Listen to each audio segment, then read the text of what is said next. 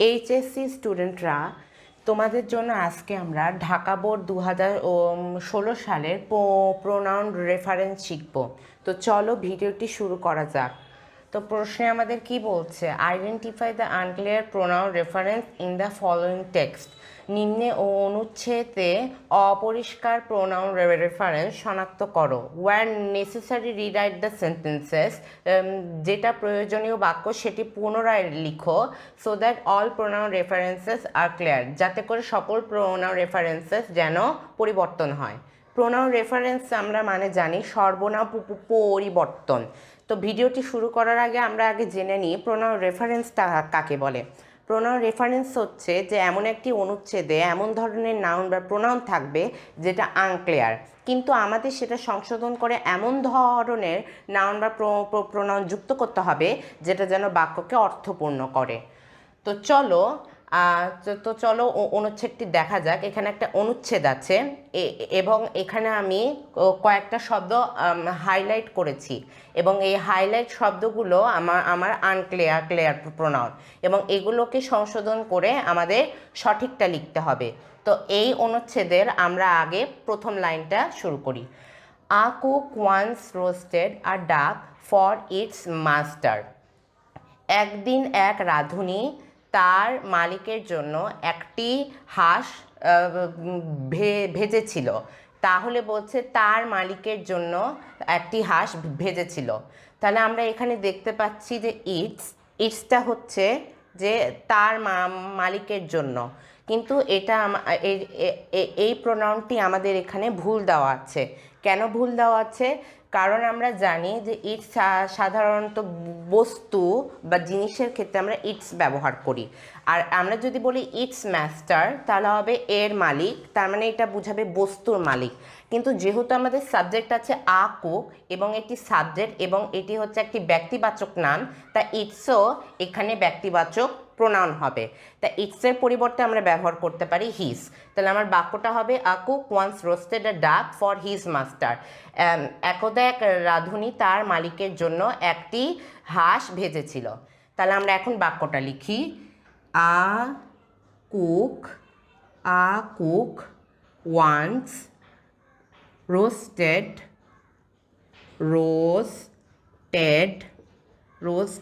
a duck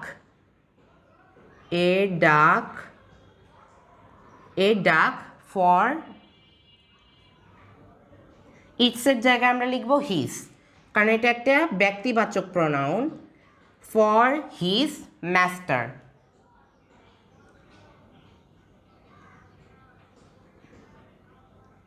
তাহলে আমাদের বাক্যটা হয়ে গেল। এখন আমরা নেক্সটটা দেখব। He looked so delicious that he could not resist the temptation and ate up one of the drumsticks. তাহলে এটা বলছে যে এটি দেখতে খুবই সুস্বাদু ছিল যে সে আর লোভ সামলাতে না পেরে এক টুকরো রান খেয়ে ফেললো। তার মানে আমাদের সবই ঠিক আছে, খালি এখানে হিটা এখানে ইন্ডিকেট করছে। তাহলে হি লুক সো ডেলিশিয়াস, এটি দেখতে খুবই সুস্বাদু ছিল। তাহলে এই হিটা কাকে উদ্দেশ্য করে বলছে? রাঁধুনিকে নাকি কি ভাজা হাঁসটিকে? তাহলে আমাদের আগে বাক্যটা পড়তে হবে। এর জন্য হি লুক সো ডেলিশিয়াস, এটি দেখতে খুবই সুস্বাদু ছিল। তার মানে আমরা জানি খাবার সাধারণত সুস্বাদু হয়। যেহেতু রাঁধুনি আমাদের হাঁসটি রান্না করেছিল, তার মানে এখানে হাঁস বুঝাবে। তাই যেহেতু আমরা তাই এর পরিবর্তে আমাদের হাঁস ব্যবহার করতে হবে। আর আমরা জানি যে সাধারণত জড় বস্তু বা প্রাণীর ক্ষেত্রে আমরা ইট ব্যবহার করি এবং এটি একটি ইন্ট্রোডাক্টরি সাবজেক্ট। আবার এর ক্ষেত্রে আমরা ডাইরেক্টলি বস্তুবাচক নামটাও ব্যবহার করতে পারি, যেটা হচ্ছে দ্য রোস্ট। তো তোমরা চাইলে দ্য রোস্টও ব্যবহার করতে পারো অথবা ইটও ব্যবহার করতে পারো, কিন্তু আমি এখানে দ্য রোস্টটা ব্যবহার করলাম। তাহলে হিয়ের পরিবর্তে আমরা লিখব the roast.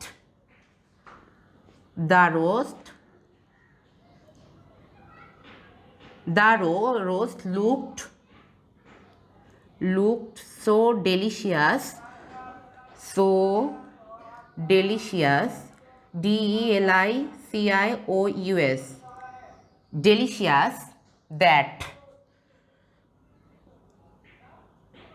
that he could not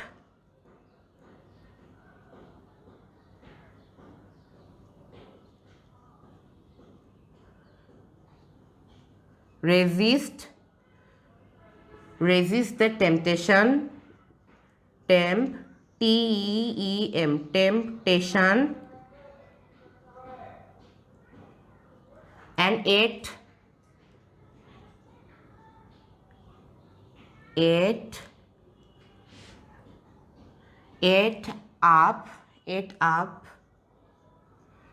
up one of the drumsticks.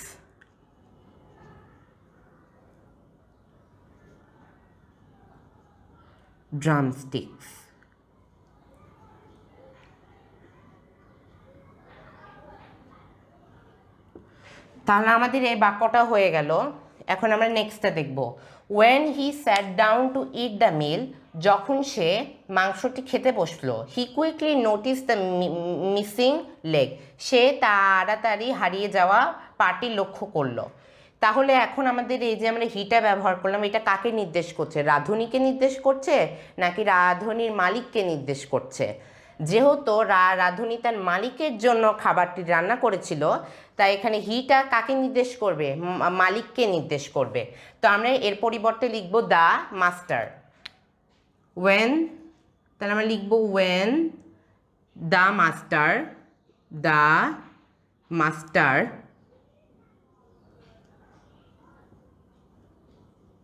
when the master sat down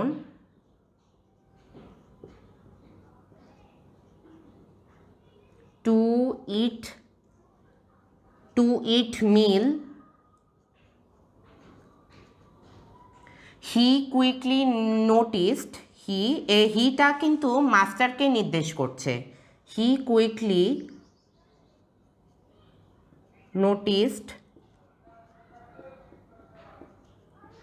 quickly noticed the missing leg.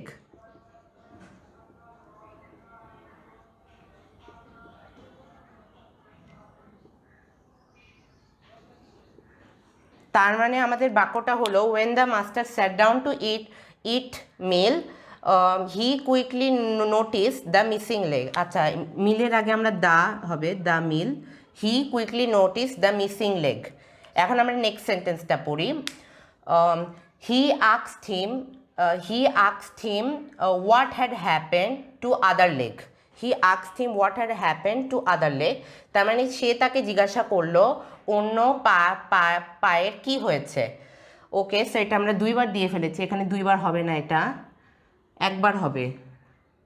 তাহলে he asked him what had happened to other leg. তাহলে এখানে এই যে আমরা হিটা জানি, এখানে কাকে বুঝাচ্ছে? মালিককে বুঝাচ্ছে। কাকে বুঝাচ্ছে? মালিককে বুঝাচ্ছে। কিন্তু এই হিমটা কাকে নির্দেশ করছে? হিমটা কি রাঁধুনিকে নির্দেশ করছে নাকি কি তার মালিককে নির্দেশ করছে? তাহলে আমার হিটা এখানে সাবজেক্ট আমরা পেয়ে গেছি মালিক, আর হিমটা আমরা এখনও পাইনি, যেটা হচ্ছে আমাদের অবজেক্ট। তো এটা বোঝার জন্য আমাদের সম্পূর্ণ বাক্য পড়তে হবে। He asked him what had happen to other leg, the cook told him. তাহলে মালিকটি যখন তাকে জিজ্ঞাসা করলো তখন রাঁধুনিটি উত্তর দিল। তাই এখানে হিমের পরিবর্তে আমরা কি বসাতে পারি? The cook. তাহলে আমরা লিখব he asked him, he asked, এই হিমের পরিবর্তে লিখব দ্য কুক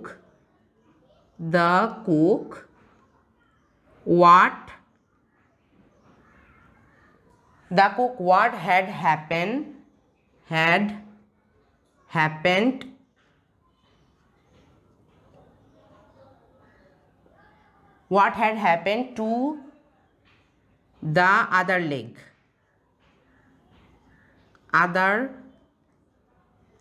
leg.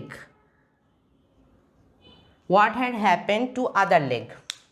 তাহলে আমাদের বাক্যটা দাঁড়ালো মালিকটি রাঁধুনিকে প্রশ্ন করলো অন্য পার্টির কি হয়েছে। তাহলে সে কি বলল? The cook told him it had only one leg. তাহলে অনলি ওয়ান লেগ অনলি, তাহলে তার রাঁধুনি তাকে বলল যে এটি শুধু একটি পা আছে। তাহলে এটা হবে অনলি না দিয়ে আমরা দিতে পারি হচ্ছে ওয়ান লেগ অনলি। তাহলে এটি শুধু একটি পা আছে। দ্য কুক টোল্ড হিম ইট, এই যে এই ইটটা আমরা ব্যবহার করলাম, এই ইটটা কাকে নির্দেশ করছে? রাঁধুনিকে নাকি কি হাঁসটিকে? যেহেতু আমরা জানি যে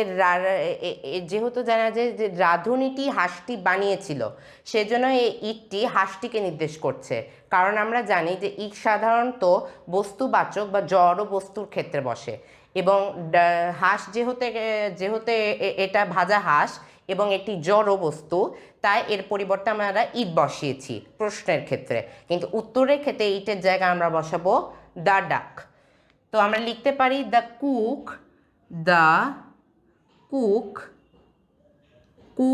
told him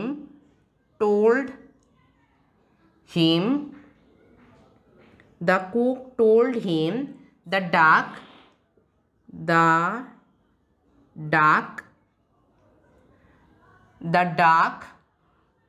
had one leg only.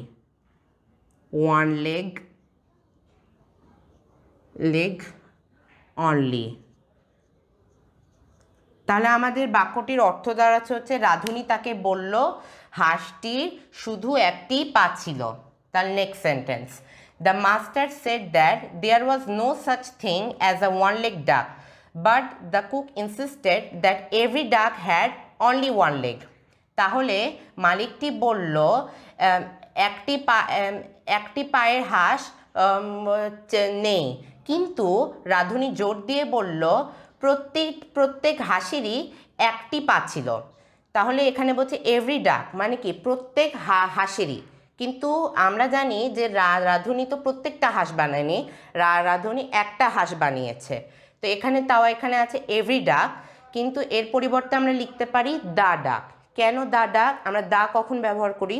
যখন কোনো কিছু নির্দিষ্ট করে যখন আমরা বোঝাবো, সেক্ষেত্রে আমরা ব্যবহার করব দ্য ডাক। তাই সেজন্য আমরা এভরি ডাকের পরিবর্তে লিখব দ্য ডাক। তো এখন আমরা ফুল সেন্টেন্সটা লিখব, the master said that. The master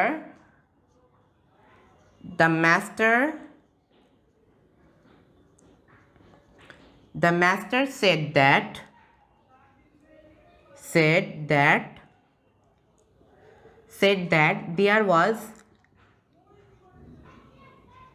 was no such thing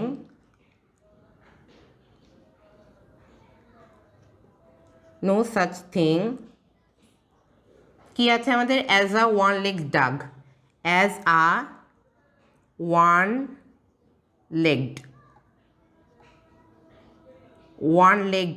one-legged duck,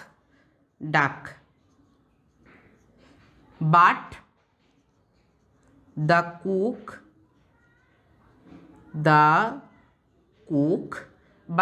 insisted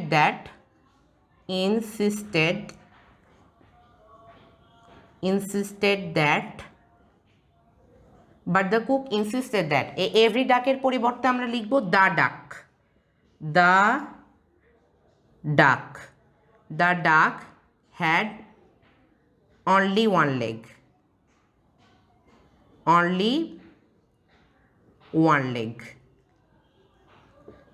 তার মানে এই বাক্যটির আমাদের অর্থ দাঁড়াচ্ছে হচ্ছে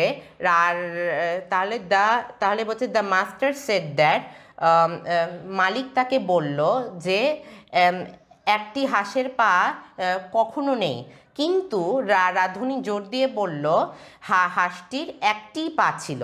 তার মানে আমরা এই বাক্যটাকে ট্রান্সফার করলাম, এভরি ডাকের পরিবর্তে আমরা লিখলাম দ্য ডাক।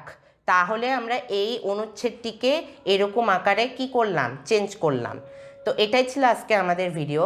তো তোমরা যদি কেউ আমার ভিডিওটি ইউটিউব থেকে দেখে থাকো, তাহলে অবশ্যই সাবস্ক্রাইব করবে, এবং ফেসবুক থেকে দেখে থাকলে ফলো করবে। তো আজকের ভিডিও এ পর্যন্ত everyone, see you in the next video, and bye for now.